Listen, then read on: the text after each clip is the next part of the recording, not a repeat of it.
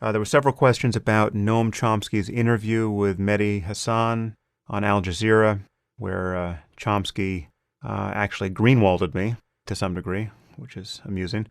He claimed that I'm someone who specializes in hysterical, slanderous charges against people he doesn't like. I'd love to know where I'm guilty of that. If I've ever said anything inaccurate, that is slanderous, against the people I don't like, I wish he would point it out. In our email exchange, he hurled this charge at me, but the substance of his charge amounted to a pedantic and evasive distinction without a difference. I had said that he never had considered the intentions of the United States versus those of her enemies, and he insisted that he had considered them, and it was a baseless slander for me to suggest otherwise.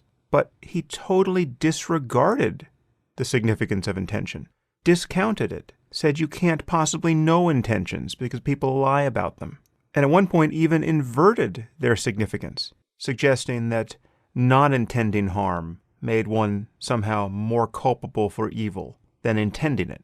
It struck me as a fairly crazy view, but I was eager to talk about it. And in the end, I couldn't figure out what his specific view was, apart from the fact that it was absolutely clear that it was different from mine in precisely the way that I said it was. He believes that considering intentions in cases like this is a sign of moral confusion, whereas I believe, in certain cases, it is the only difference between good and evil, because good people can create immense harm by accident, and evil people can sometimes do conventionally good things, seemingly good things, in an effort to do some larger harm, right? If they're manipulating people. Or they can also just do good things by accident, right? If a man kicks a puppy in the street, and unbeknownst to him, he actually kicks it out of the way of a passing car and saves its life inadvertently, the effects of that isolated action are good, but we wouldn't call him a good person. He was kicking puppies for the fun of it. I mean, this is moral philosophy 101. Chomsky can't seem to get his head around it. And in this interview with Mehdi Hassan, when asked to rank the respective evils in the world, he comes right out and says that the U.S. and Britain are off the charts and the most evil regimes in how they've behaved on the world stage. Now, I think that is a frankly crazy point of view. It's a point of view you can only arrive at by totally disregarding the intentions of our governments, the kind of world we want to build, what we would do if we had even more power, and the intentions of our enemies. In this case, it was the Islamic State that was being talked about.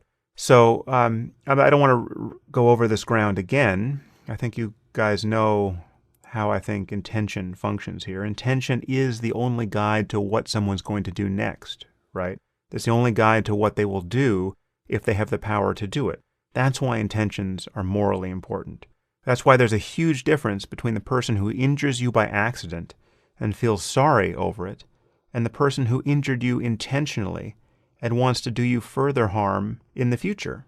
The injury could be the same. The only difference, and it's an enormous one, is the intention behind the action. So Chomsky seems to simply count the bodies, and this is just a crazy thing to do. Just think of World War II. Someone might have suggested this analogy to me on Twitter or by email, and I think it's a good one. If you're just going by body count, right?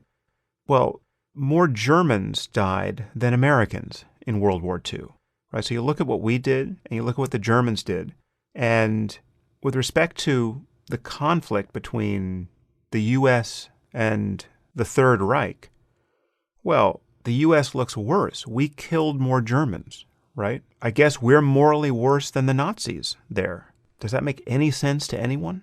The importance of intention is obvious because our intentions were revealed once we won that war. What did we do to Germany? We rebuilt Germany. It would have been fairly different if we had conquered Germany only to then go in and rape all the women, enslave all the children, and kill all the men, right?